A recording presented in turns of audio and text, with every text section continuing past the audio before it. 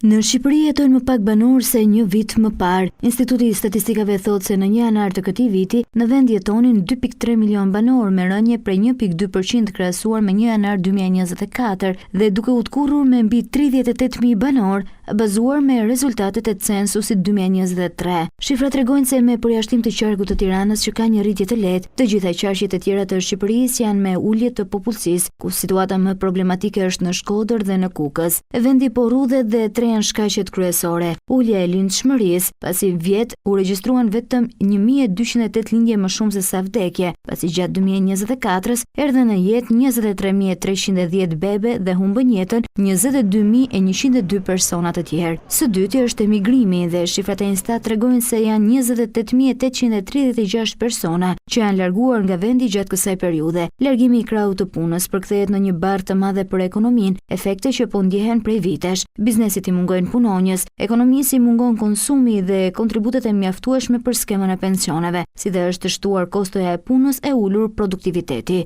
Dhe faktori i tretë është plakja e popullsisë me ritëm të shpejtë. Sipas raportit, mosha mesatare e popullsisë në vend u rrit nga 43.5 vjeç në 2024 në 44.3 vjeç këtë vit. Plakja e popullsisë është kamban alarmi për skemën e pensioneve, deficiti i së cilës mund të thellohet më tej për shkak të shtimit të moshuarve dhe uljes së kontribuesve.